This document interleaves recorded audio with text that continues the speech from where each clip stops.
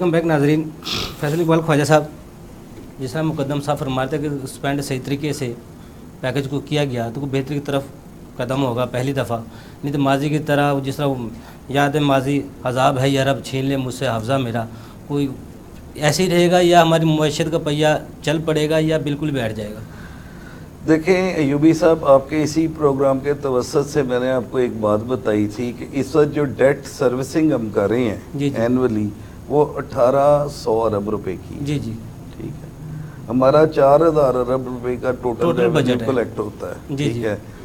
अब अगर आप मुझे कि IMF के जो पैकेज है ये फौरी तौर पे कोई बेल आउट करेगा तो ये बिल्कुल गलत है। जी जी, ये फौरी तौर पे इसके असरात नज़र नहीं आएंगे। वजह क्या है कि आपको शायद इस चीज़ का इल्म हो कि पिछले 4 या 5 साल में हमने $7 बिलियन का इंटरेस्ट अपना पे किया हुआ है इस पे जो हमने कर्जे लिए हुए हैं, सूद हमने पे किया। ठीक है। अब मुल्क में इकोनॉमिक डेवलपमेंट कब होती है? आपसे मेरी एक डिस्कशन हो रही थी कुछ दिन पहले, शायद आपको याद हो कि इकोनॉमिक डेवलपमेंट तब होगी जब हमारा बजट का एक मेजर हिस्सा मुल्क के अंदर लगेगा। बिल्कुल सही बात है। ठीक है। जी जी, इस वक्त हम एक मकरूज कौम है। जी जी, IMF के पास भी हम क्यों जा रहे हैं? जी जी, कि हम उस कर्जे की वापसी में अभी कामयाब नहीं हो रहे। जी जी, या उस कर्जे की वापसी करने में हमें प्रॉब्लम्स नजर आ रही हैं। अगर तो ये कर्जा लेके हमने पुराना कर्जा उतार देना है फिर तो इसका मईशत पे कोई असर नजर नहीं आएगा। तो कर्जा इसीलिए देते हैं। ये बात मैंने आपके साथ ऑफ द एयर बात यही की थी कि मालियाती इदारे हमें मजीद कर्जा क्यों दे रहे हैं कि कहीं हम डिफॉल्टर ना हो जाए। अगर डिफॉल्टर हो गए फिर तो उनका 96 अरब डॉलर डूब जाएगा। ठीक है। तो वो हमें एक लाइफ लाइन देते रहते हैं। लाइफ लाइन क्यों देते हैं? कि वो उस IMF का जो पैसा आएगा वो हम इस मईशत में कम लगाएंगे और ज्यादा हम उनका कर्जा उतारने पे लगाएंगे, क्योंकि कर्जा उतारने के लिए हमारे पास इस वक्त पैसा नहीं।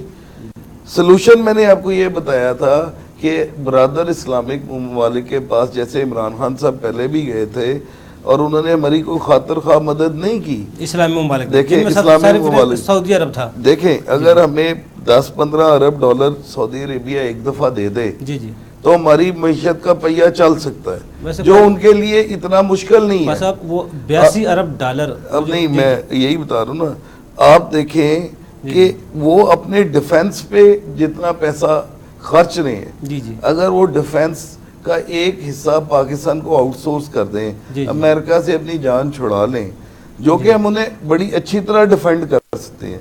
अगर आप पूरे इस्लामी ममालिक में इस वक्त देखें तो पाकिस्तान तमाम इस्लाम की एक आखिरी उम्मीद है, जो एक एटॉमिक पावर है, जिसके पास एक प्रॉपर आर्मी है, एक प्रॉपर आर्मी का मैकेनिज्म है, और वो दुनिया के नंबर 1 आर्मी। अगर आप जितने कंपटीशंस हो रहे हैं उनमें हमारी आर्मी खातिर खा हिस्सा भी लेती है और कामयाबी भी लेती है। अब बेसिकली होना क्या चाहिए था, मेरा ज़ाती जो ख्याल था कि हमारे जो फ्रेंडली इस्लामिक कंट्रीज हैं उन लोगों को हमारी इस वक्त आगे मदद करनी चाहिए थी। एक 10 से 12 अरब डॉलर की जो हमारी किटी में कमी है वो उन्हें डाल के हमें खड़ा करना चाहिए था, और उसके बदले वो हमसे डिफरेंट मराहत, जैसे सऊदी अरेबिया का हम डिफेंस बहुत अच्छी तरह कर सकते हैं। 82 अरब डॉलर खर्च कर रहा है सालाना। तो अब देखने वाली बात यह है कि इस IMF के पैकेज पे आ जाते हैं, जो आपका सवाल है। इससे हमें मिलना क्या है? 6 अरब डॉलर या 7 अरब डॉलर? 6 अरब डॉलर, बाकी जो एक दो मध्य में $2 मिलेंगे। ये 7 अरब डॉलर कितने पैसे होंगे? देखें, ये तो इसमें से मेजर पोर्शन तो चला जाना है ये डेट उतारने में, ये मईशत में थोड़ा लगना है। मईशत में तो इसका एक पोर्शन लगना है। अब रीस्ट्रक्चरिंग पाकिस्तान का एक ही हल है, हम अपनी टैक्स बेस को बढ़ाएं। जो इमरान खान साहब ने पहले दिन नारा लगाया था कि मैं 4000 अरब से 8000 अरब पे ले जाऊंगा, वो सोल्यूशन है। मुझे तो नजर नहीं आता कि ये अभी कुछ कर सकेंगे, लेकिन शबर ज़ैदी के आने के बाद, पॉलिसी चेंज होने के बाद, FDR का माहौल चेंज होने के बाद अवाम दोस्त पॉलिसीज आती हैं तो अवाम से टैक्स भी लिया जा सकता है।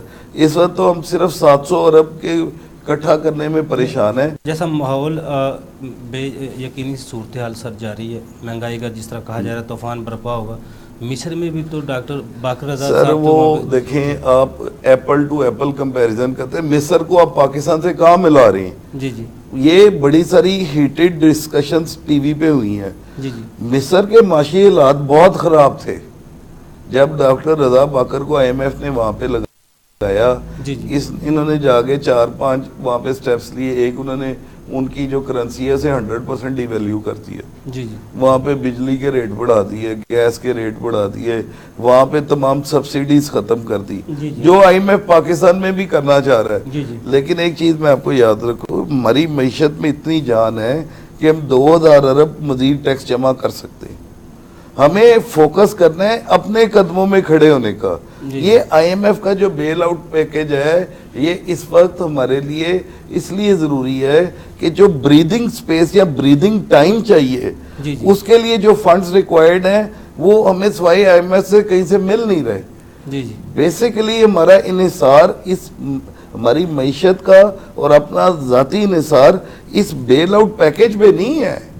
आप इस 7 अरब डॉलर को क्या समझते हैं कि इससे हमें क्या रिलीफ मिलेगा? ये तो हमारा जो नेगेटिव बैलेंस ऑफ ट्रेड है उसको कैटर फॉर नहीं कर सकता। जी जी जब तक हम अच्छी हालात पाकिस्तान में नहीं लाएंगे, मईशत नहीं चल सकेगी। जी जी इस वक्त जो इन्फ्लेशन है या इस वक्त जो डॉलर का रेट बढ़ रहा है, इसकी कई वजूहात हैं। उनमें जो सबसे बड़ी वजूहात है, पुराने ज़माने में क्या हो रहा था, ये मुफ्ता इस्माइल साहब हमारे पे एक मेहरबानी कर गए हैं। जो इंपोर्ट हमने नून लीग ने प्रमोट की 5 साल में, इंपोर्ट, हर चीज़ इंपोर्ट, हर चीज़ इंपोर्ट, एक्सपोर्ट कम अब होती गई। ठीक है, अब उसकी पेमेंट कैसे होती थी? ये हम 3 प्रोफेशनल बैठे हुए हैं, उसकी पेमेंट ऐसे होती थी कि वी बॉक्स के जरिए 20 या 25% पेमेंट होती थी जो पाकिस्तानी खजाने में से जाती थी। बाकी 75% हुंडी और दूसरे इलीगल मैनर में इंपोर्टर बाहर भेज रहा था। अब ये मुफ्ता इस्माइल साहब को किसी बेवकूफ़ ने समझा दिया कि जी आप तमाम इंपोर्ट की पेमेंट वी बॉक्स के जरिए करें। हम अपने पैरों पे खड़े नहीं, हमारे पास डॉलर्स का कोई रिजर्व नहीं है, ना हमारे पास मईशत को संभालने का कोई दूसरा तरीका है। अब जब वो 100% वी बॉक्स पे आई तो वो डॉलर सारा चाहिए था सरकारी खजाने में से, स्टेट बैंक के अंदर से। जब वो स्टेट बैंक पे बोझ पड़ा, स्टेट बैंक के रिजर्व सारे के सारे खत्म हो गए। वो जब सारे खत्म हुए तो डॉलर का रेट अपने आप छत से जा लगा, 110 रुपए से 140 रुपए हो गया। देखें, वी बॉक्स के जरिए अगर आपने इंपोर्ट करनी है तो फिर आप डॉलर की स्केर्सिटी को खत्म कर ही नहीं सकते। यहाँ पे तो डॉलर 200 रुपए का रेट हो जाएगा। या फिर दूसरा तरीका है इंपोर्ट को टोटली बैन कर दिया जाए। वो आइटम्स इंपोर्ट की जो लग्जरी में आती हैं, जो लग्जरी में आती हैं, वो टोटली बैन होनी चाहिए। पाकिस्तान में नई पराडो नहीं आएगी, पाकिस्तान में क्रूजर नहीं खरीदा जाएगा, पाकिस्तान में अलमुराई का दही नहीं खाया जाएगा, पाकिस्तान में फॉरेन ब्रांड के दूध नहीं पिए जाएंगे। यार आप क्या समझते हैं? आप अभी जलालसंस पे जाएं, वहां पे हर आदमी फॉरेन दही, फॉरेन मक्खन, फॉरेन घी, वो इंपोर्टेड घी खा रहा है। ये जो कल्चर किसने बनाया? आप देखें, ये कल्चर 2010 के बाद प्रमोट हुआ है सारा। इससे पहले ये कल्चर नहीं था पाकिस्तान में। यानी अब तो हम जूस भी कहते हैं कि वो जनाब वो फॉरेन का होता है, वो बिल्कुल प्योर होता है। पाकिस्तानी कंपनियां वो जूस नहीं बना सकती जब तक आप अपना कल्चर नहीं खत्म करेंगे। मैं आपको इसकी मिसाल हॉलैंड की देता हूँ। एक दफा हॉलैंड में गोश्त का रेट कुछ पेंस बढ़ गया, सिर्फ कुछ पेंस। ये मैंने नेट पे एक डॉक्यूमेंट्री देखी थी। वहां पे औरतों का इकट्ठ हुआ और उन्होंने कहा जी हमने गोश्त नहीं खरीदना। ये आप देख लीजिएगा, ये गूगल पे वो डॉक्यूमेंट्री पड़ी हुई है, ठीक है।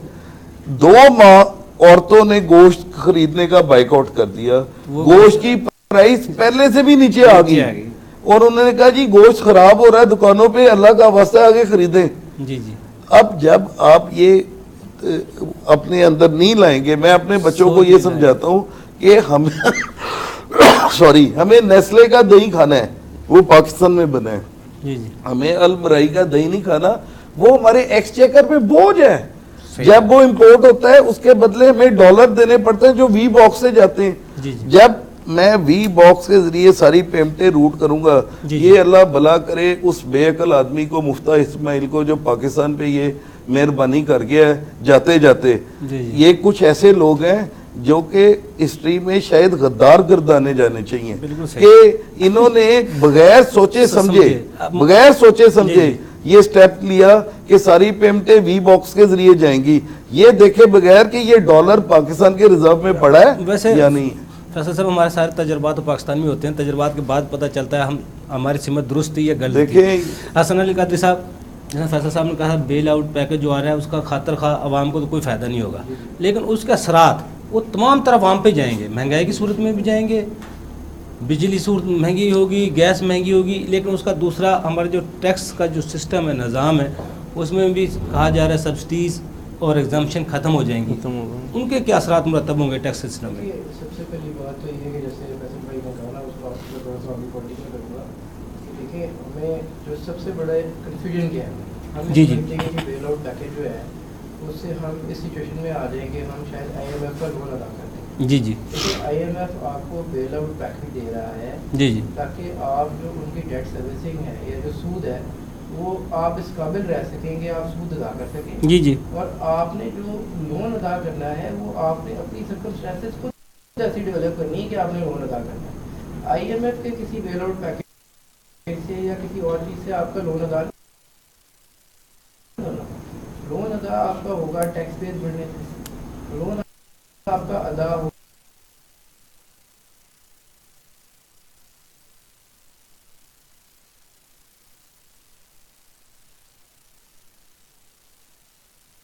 होगा बाकी जो इस्तेलाहात की जाएंगी उसके जरिए। अब जहाँ तक आपका दूसरा सवाल है कि इलेक्ट्रिसिटी महंगी हो जाएगी और सब्सिडी ख़त्म हो जाएगी, ये सारा कुछ हो जाएगा, तो देखें इसके दो पहलू हैं।